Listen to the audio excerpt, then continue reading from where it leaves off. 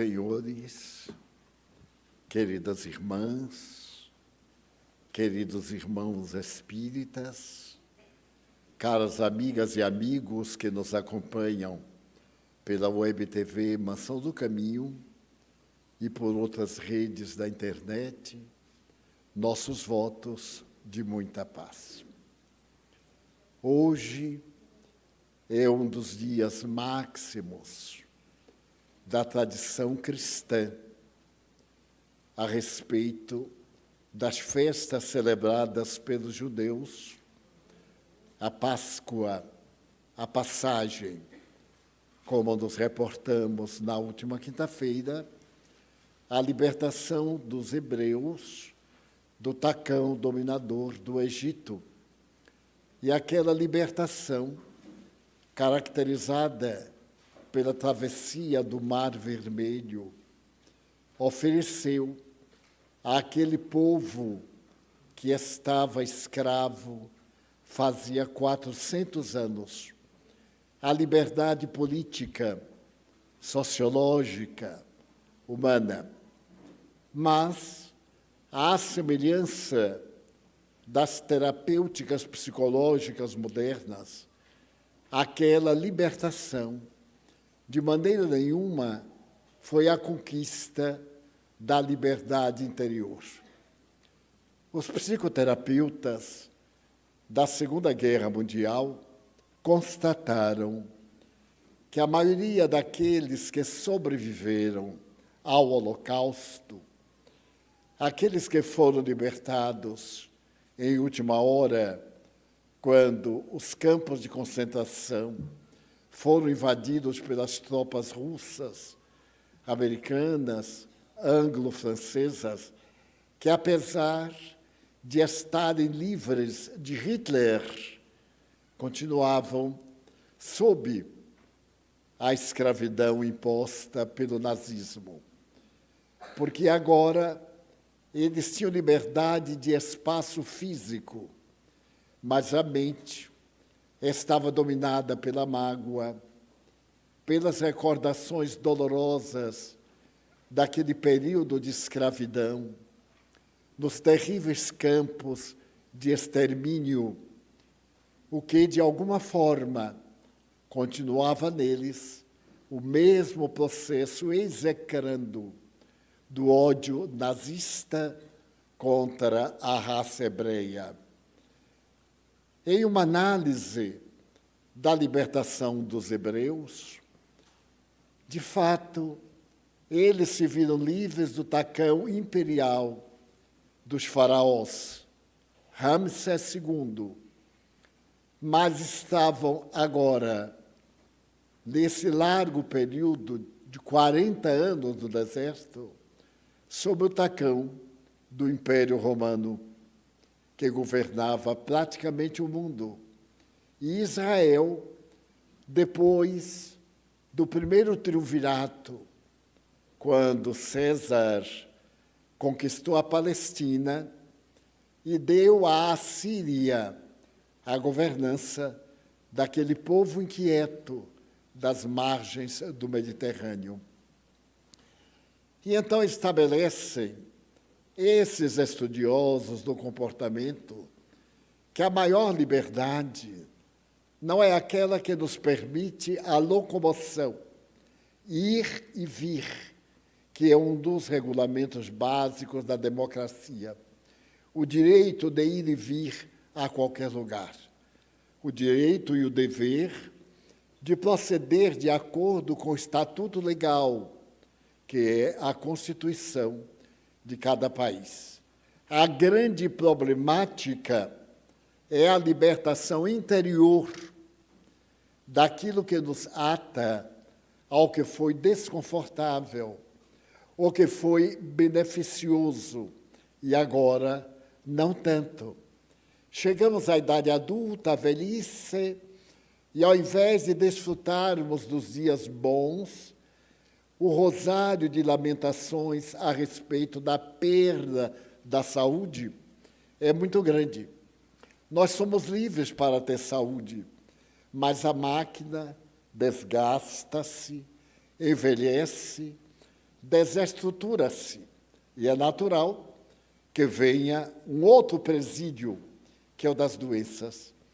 Muitas vezes, em nossa casa, em conversas informais, à mesa, depois das refeições, começamos a dialogar. Agora, com o intercâmbio das comunicações sociais pela internet, estamos mais ou menos avisados daquilo que ocorre no mundo. E como somos todos que lá residimos na Mansão do Caminho, idosos, a conversa deriva. E quando menos esperamos, estamos falando de remédio, doença e preço de remédio. E eu então digo sorrindo, mas que bom que tem o remédio. Eu me lembro de minha mãe, que padecia de dores de dentes. Mas na cidade que nós morávamos, à sua época, não havia dentista.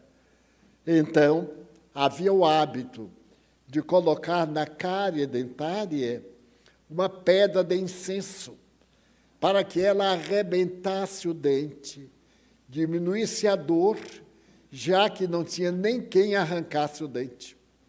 E minha mãe era feliz. E aqueles que naquela época viviam não lamentavam tanto a doença na velhice, porque sabiam que é inevitável. Toda e qualquer máquina experimenta o desgaste, mesmo as mecânicas. E na máquina universal há uma lei que é das mais terríveis. A vida, para viver, gasta energia. E a perda da energia é um fenômeno natural. Mas quem vai perdendo energia não se conforma e fica preso mais à ideia da doença do que propriamente à doença. Lamentamos, mas eu não tenho saúde. Eu tenho um amigo de 80 anos que é extraordinário, porque a gente não conhece os dramas íntimos da consciência do outro. A gente vê nas redes sociais as pessoas todas sorrindo ou pedindo compaixão. Mas eu conheço alguns das redes sociais que me telefonam quase diariamente pedindo ajuda. Mas na rede social tudo está ótimo. Acaba de chegar das Ilhas Maldivas, ou coisa antipática, as Ilhas Maldivas, quase que é malditas. Acaba de chegar de uma viagem. Hoje mesmo comentávamos que um casal não queria que lhe mandasse nada para o casamento. A última, para quem não sabe, para mim é a última. No seu relatório dos antigos presentes, que se fazia um relatório, e se alguém deseja dar um presente, vai à loja tal, e ali tem o que a pessoa precisa. Porque normalmente todo mundo dava liquidificador. E quando terminava, chegava o dia, tem tanto liquidificador que dava para fazer um leilão. Liquidificador, espremedor de fruta, essas coisinhas baratinhas e que impressionam.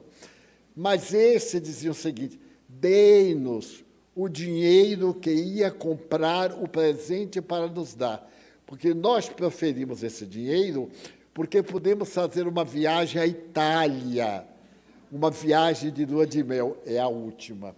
Quem ainda não casou e vai fazer a lista, escolha Itália. Agora está na moda também Bélgica.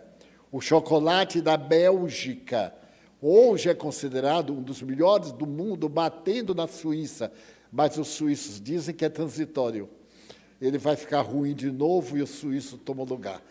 Mas são as nossas pequenas alegrias que nós, equivocadamente, chamamos felicidade, mas que são os prazeres da vida e que deveremos desfrutar. Estamos num momento de paz. E diz, ai meu Deus, já imagino amanhã. Eu vou ver como é que eu vou acordar amanhã.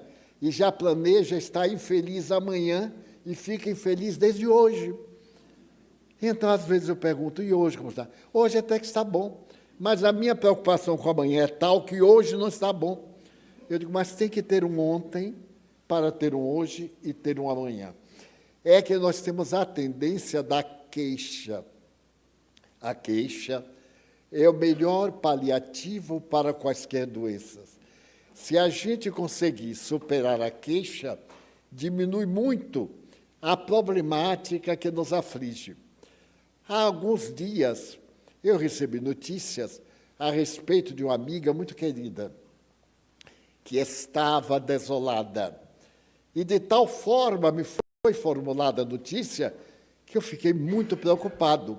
E, claro, fiquei desolado também. Eu estava tão contentinho, mas depois que eu li aquilo tudo da minha amiga, eu fiquei contentinho com um pedaço de melancolia e comecei a carregá-la na cabeça.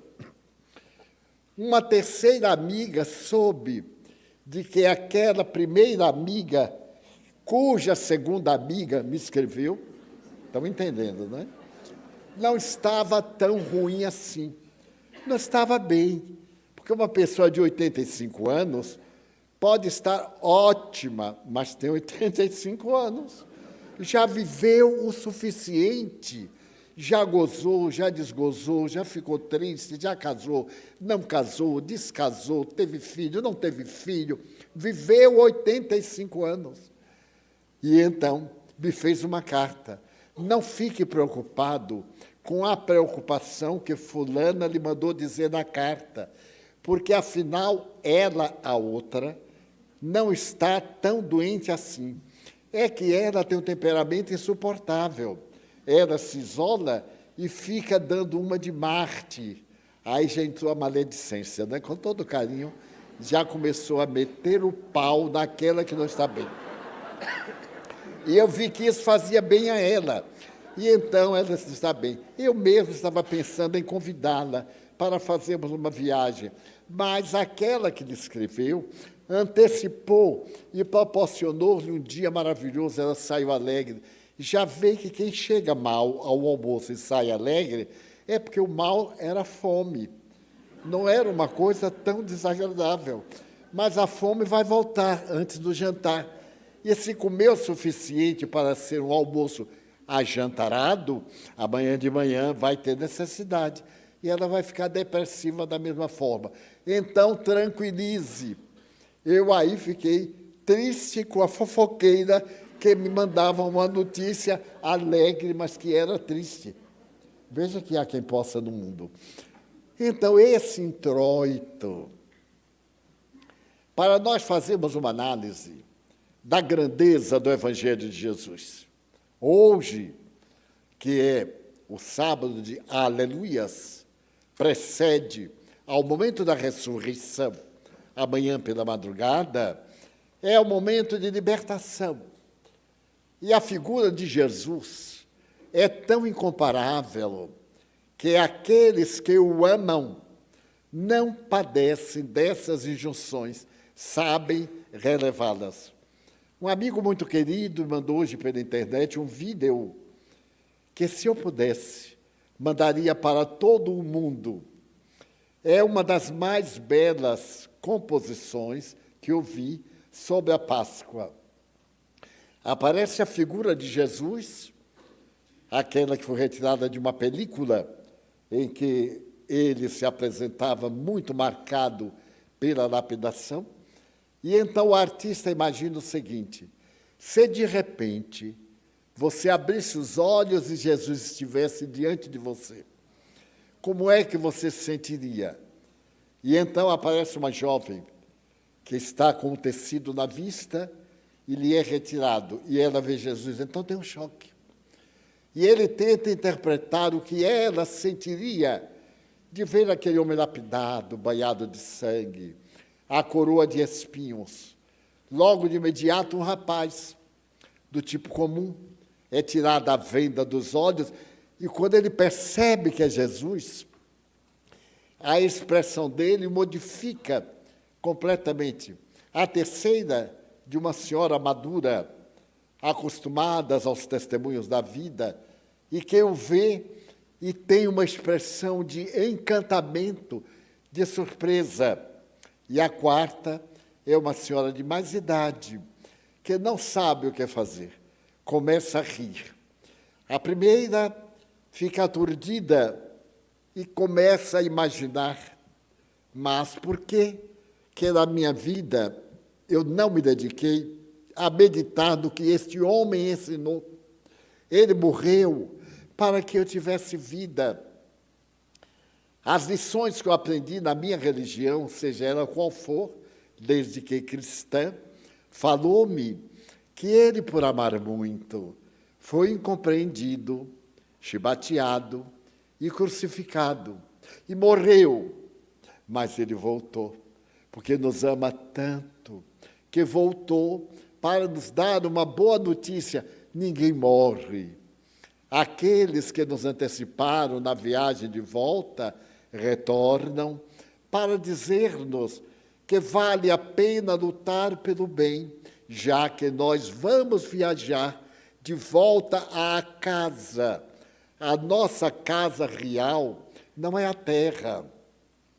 A terra é uma escola na qual estamos matriculados para a aprendizagem.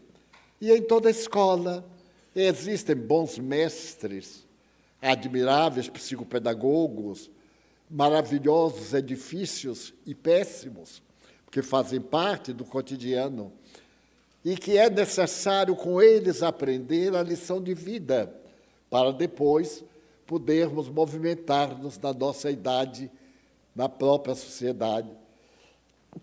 E desta forma, cada um daqueles quatro fez suas reflexões. Então, eu me achei no direito também de fazer a minha reflexão. Sentei-me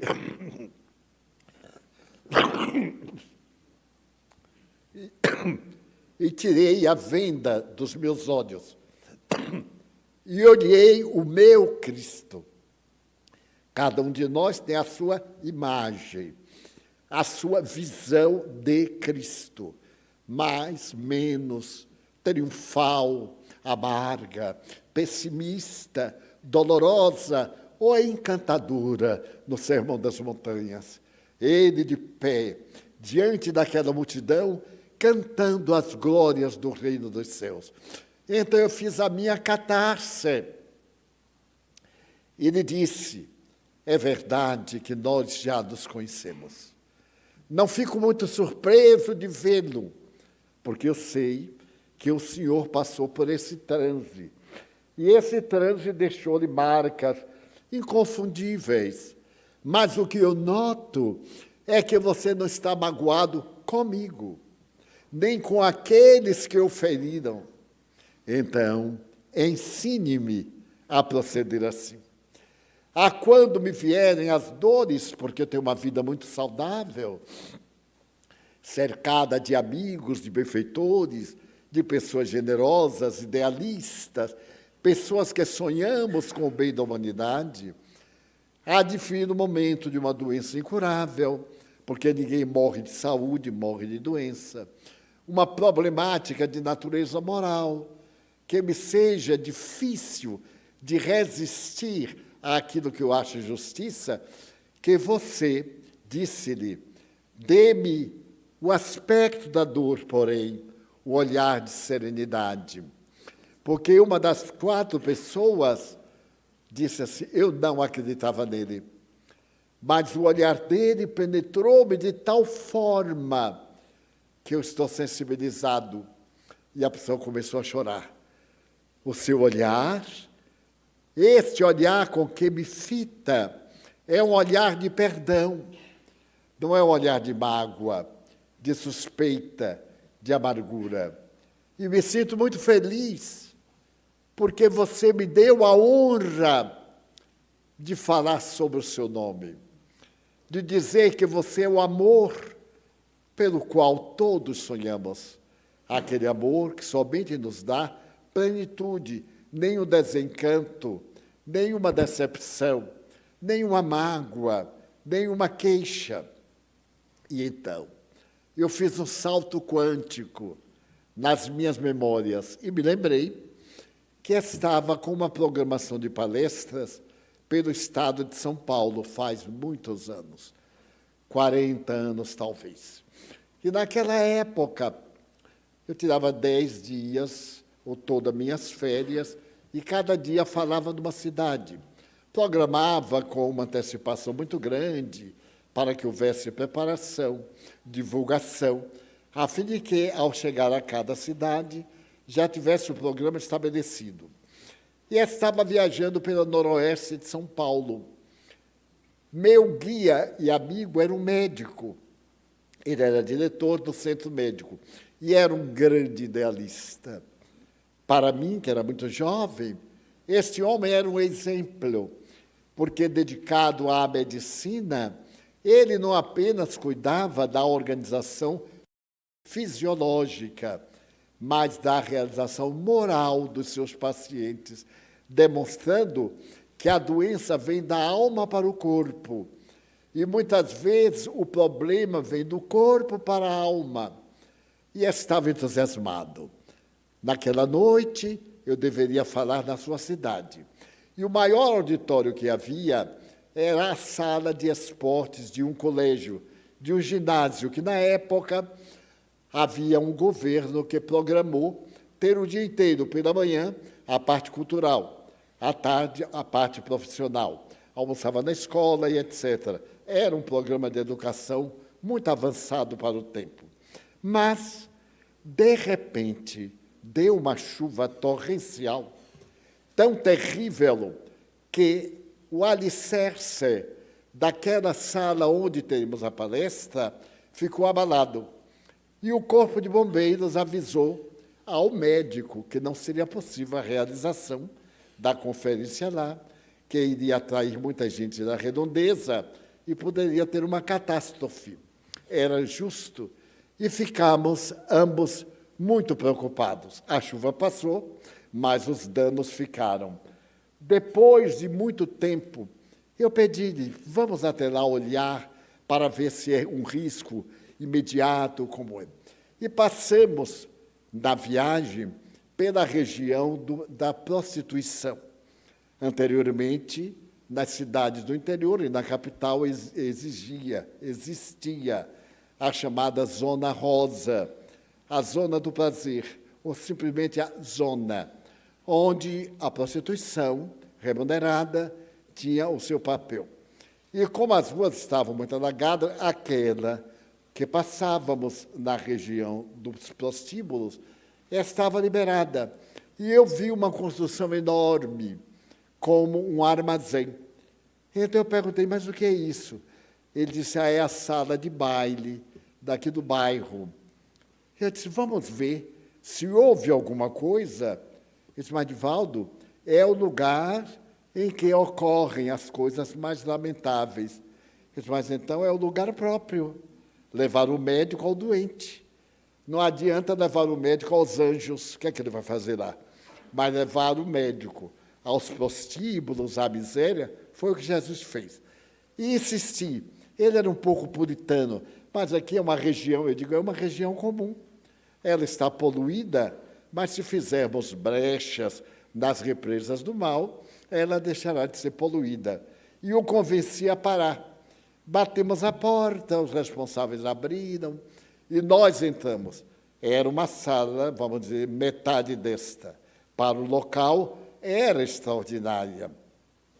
As paredes tinham pinturas execrandas, terríveis, bandeirinhas, aquelas bandeirinhas horrorosas de São João, tudo velha, mofada, aquele ambiente muito próprio para a finalidade. Tinha lâmpadas negras para poderem brilhar. E ele foi dizendo, olha aquilo. Eu digo, não, olhe para isso, olhe para este espaço. Pergunte aí se eles alugam. Eles, mas alugam para a palestra. Mas fazer uma palestra aqui, ninguém vem. Eu digo, o senhor é que pensa. Todo mundo vem. Que há muita gente que quer ver como é o lugar que não conhece. A alma humana é muito curiosa. E ele disse, mas, Divaldo, você acha? Eu digo, não acho nada. Vamos tentar. E fui com ele, perguntei quanto era o aluguel. O senhor me conheceu? Senhor Divaldo, eu conheci o senhor em Bauru, não sei o quê, né? Eu disse, pois é, já que nós nos conhecemos, você sabe qual é a minha visita aqui.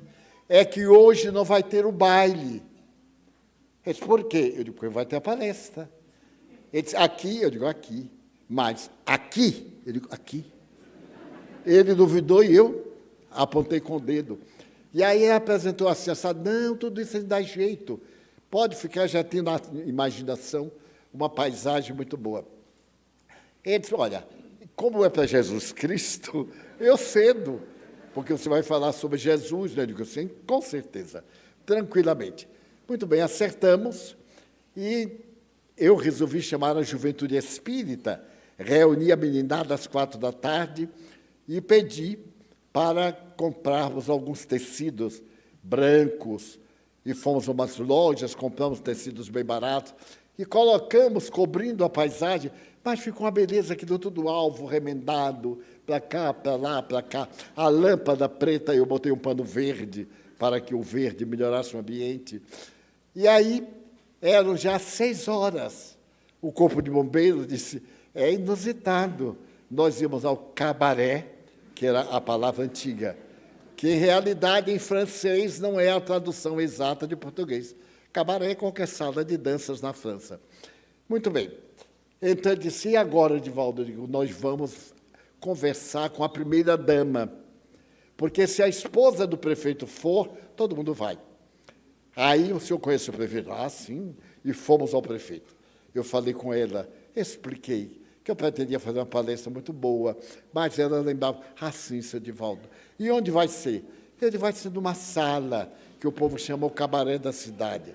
Ela disse, lá na zona, ela sabia, coitada, todo mundo sabia. Eu digo, sim, senhora, lá na zona.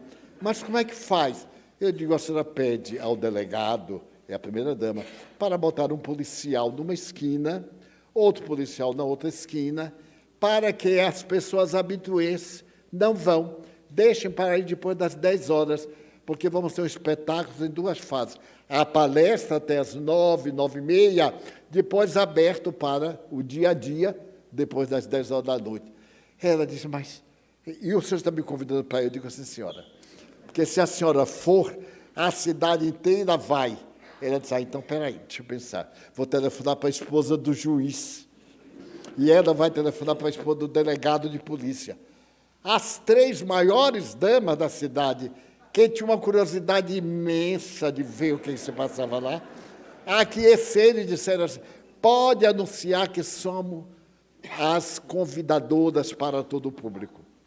Então, aí, alto-falante, um carro foi para a rua, gritando fanhoso, a notícia, tal, atrasamos para 8h30 para dar tempo, e eu me fui aprontar na casa do meu amigo, me preparei, orei bastante, e perguntei, meu Deus, que tema eu vou abordar? Porque é bem capaz de alguma pessoa ter escapado da vigilância dos guardas e ter ido.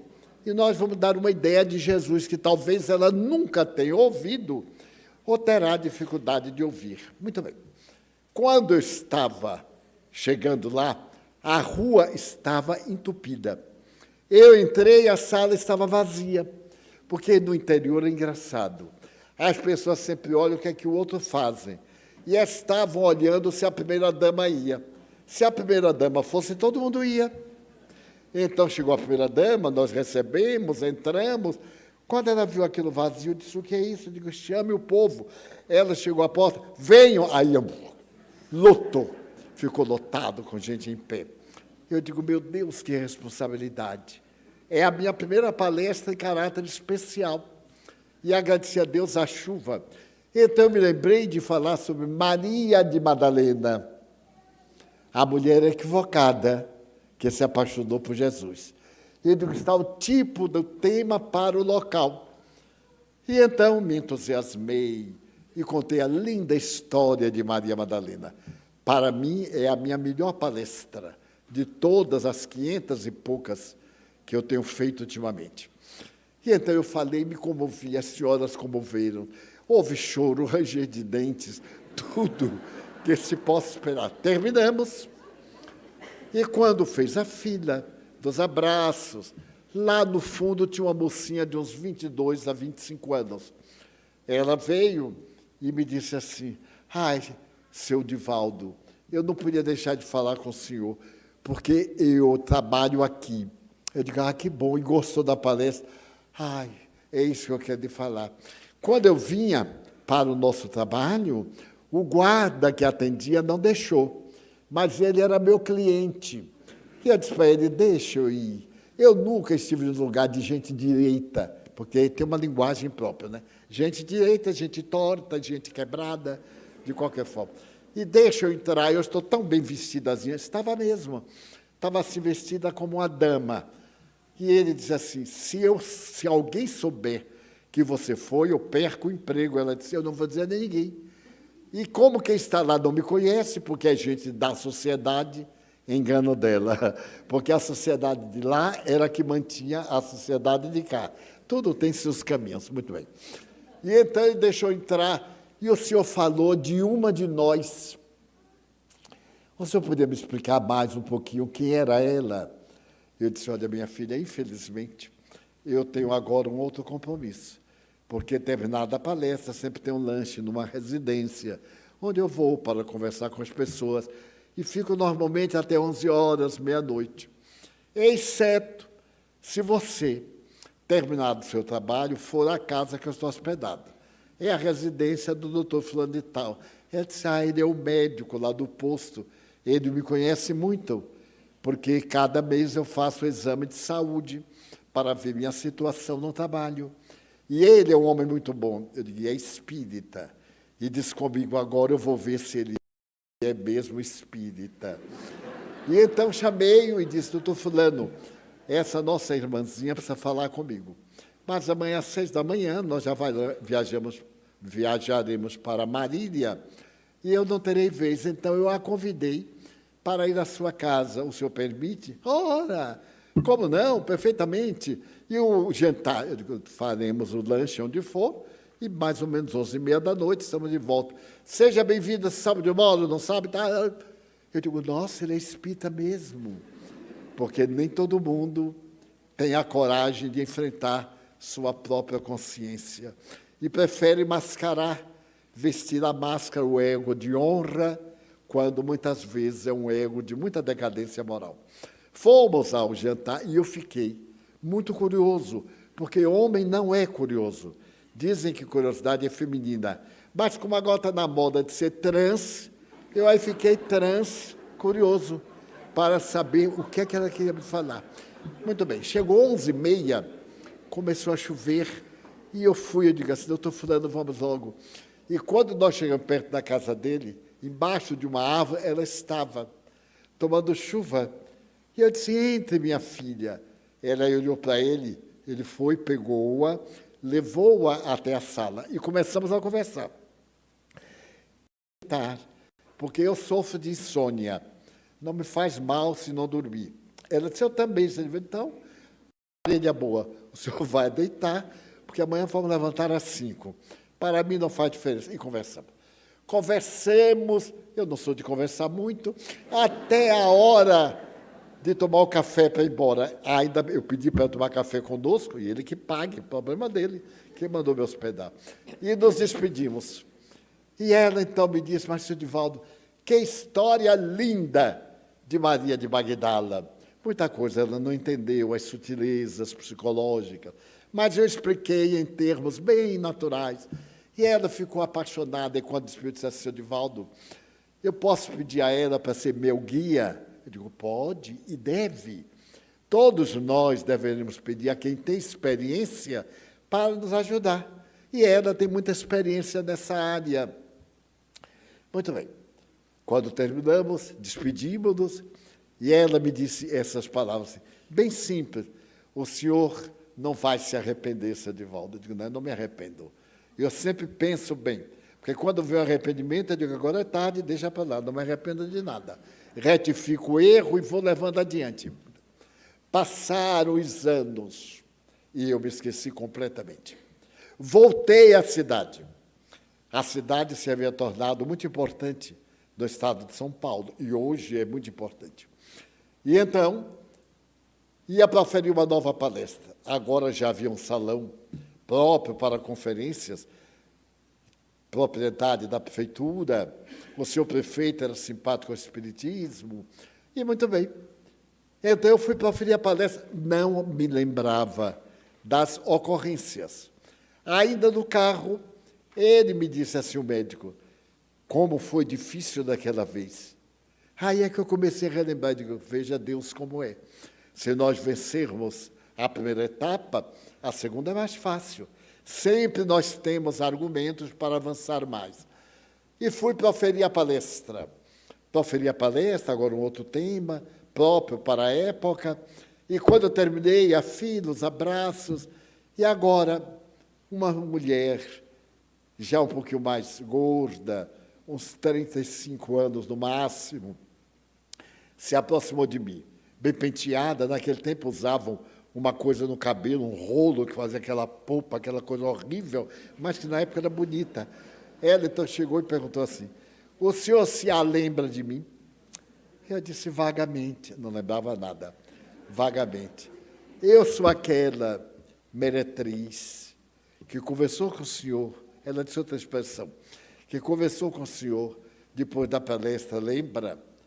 Eu aí, pela tela da imaginação, voltei àquela moça frágil, de uns 22 anos, triste, que conversou comigo depois da palestra. Aí estava ela agora, uma senhora, uma aparência tranquila, um pouquinho mais gorda, mais experiente, mais sorridente. Ele disse, lembra, minha filha, que prazer, como vai? Ela disse, muito bem. Seu Divaldo disse que o senhor não ia se arrepender, lembra? Pode estar ótima, mas fenômeno mediúnico.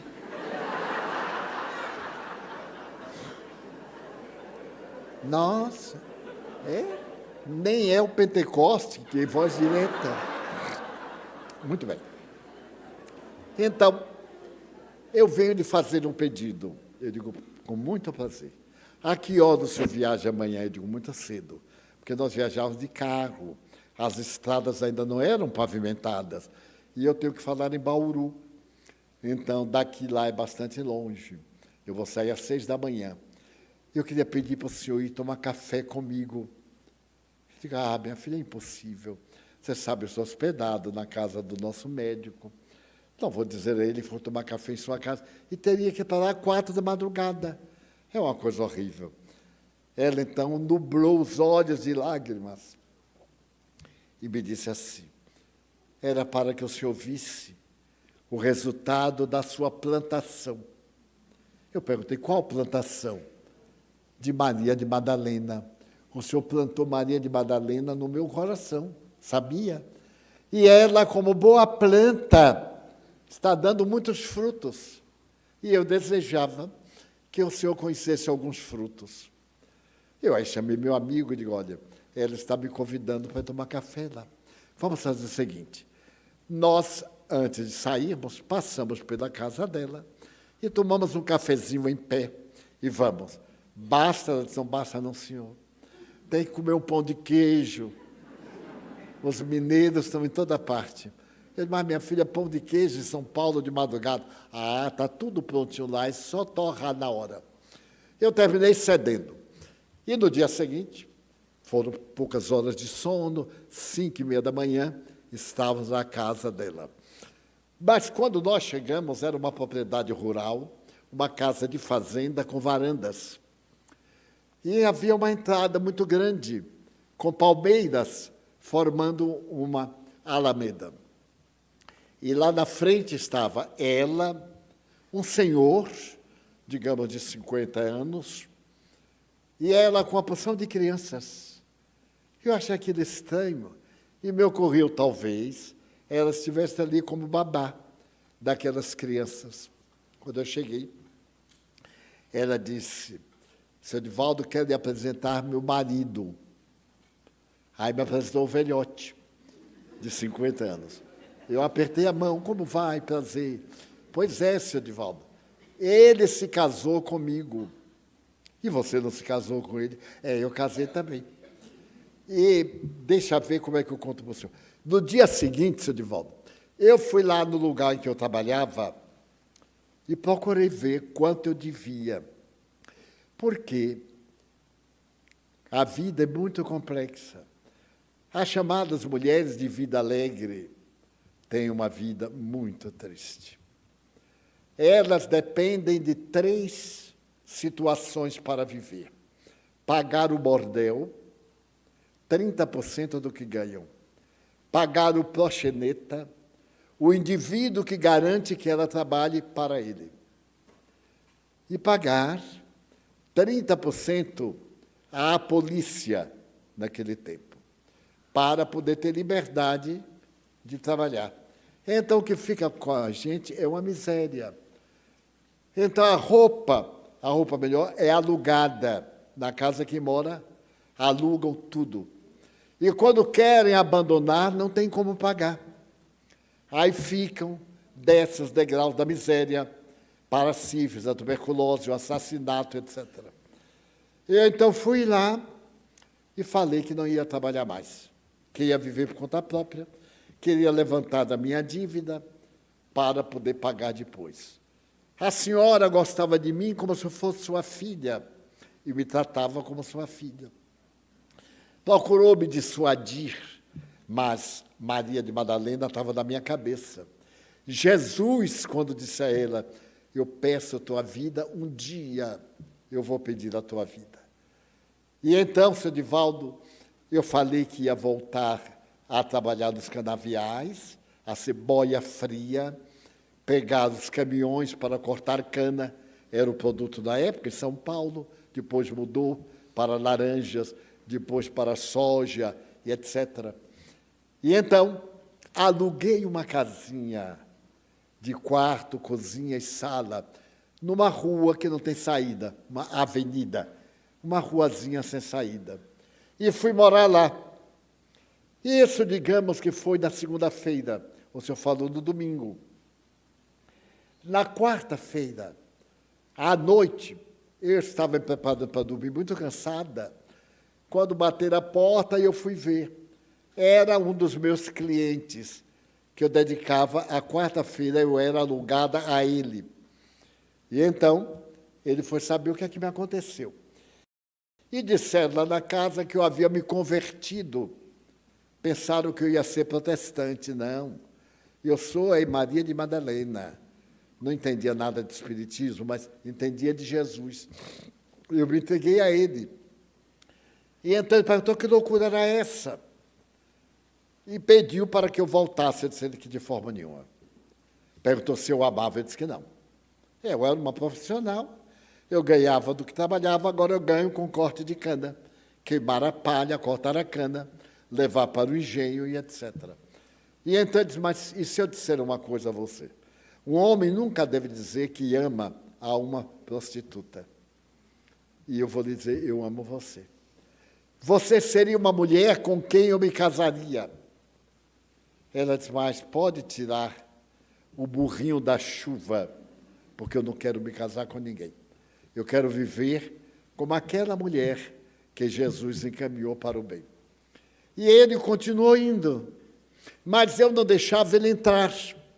Atendia na janela. E aí ele disse, se por acaso eu me responsabilizasse pela vida que você levava e lhe dei de tudo para você pertencer apenas a mim, você promete ser fiel? Ela disse, não sei. Eu nunca experimentei, eu não sinto nada por você. Ele disse, pois eu vou conquistá-la. E ele me conquistou, seu Divaldo. Ele me botou na escola Remington, era uma escola de costura, que no fim do curso a pessoa comprava a máquina à prestação e pagava trabalhando na costura. Colocou para eu aprender numa escola noturna a ler e assinar o nome. E até aí eu fiel, não cedia um passo. Ele na rua, eu dentro de casa, na janela. Por fim, eu comecei a amar, mas eu não sei o que é amar. Comecei a gostar dele.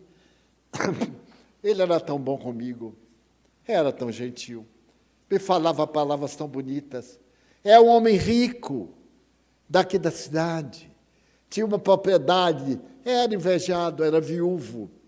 Então, um dia, um ano depois, ele disse, você é a mulher com quem eu me casaria. Você aceita casar comigo?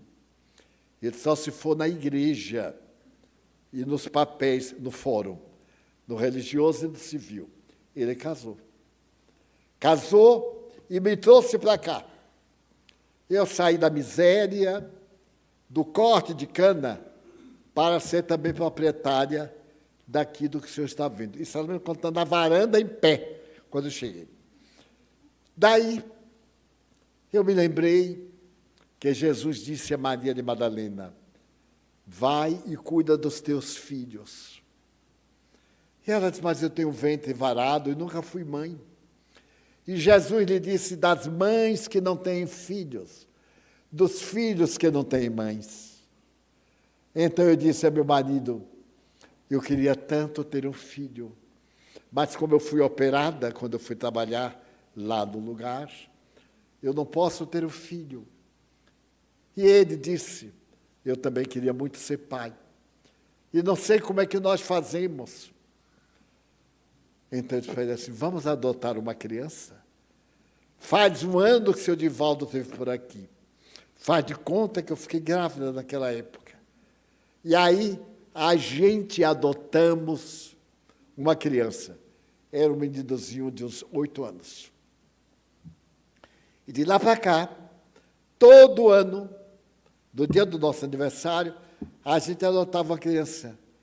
Eu já tenho 9, o que chegou hoje é esse, que eu botei o nome dele, Divaldo. Então, eu queria que o Senhor abençoasse nossa família. E eu vi aquela escadinha dos filhos do amor universal, da misericórdia divina, do que a gente pode fazer quando se volta para aquele olhar, aquele homem que não nos pediu nada, mas disse: se vierdes ter comigo, eu vos darei o reino dos céus. Desta forma, eu entrei e celebramos uma oração de Valdinho, ali, lindo como o outro, muito engraçadinho. Pois bem, passaram-se os anos. Eu voltei mais 2 vezes. O meu amigo médico desencarnou. E hoje, pela manhã, na hora que eu recebi o e-mail, ou vídeo, para que olhasse Jesus, eu me lembrei dela. E meu olhar a Jesus foi o olhar dela. Eu disse: não sei por onde ela anda, mas a essa altura ela deve estar com 55, 60 anos, deve ser avó, e etc. E falei com ele assim.